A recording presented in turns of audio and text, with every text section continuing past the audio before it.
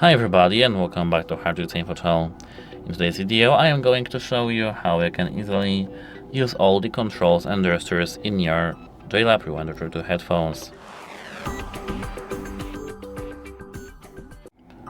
So, at first we have the two music management gestures and only one, which is to call Google Assistant or Siri. At first we have to locate this button, which is here. And now with the one click we can pause and play our music, as you can see.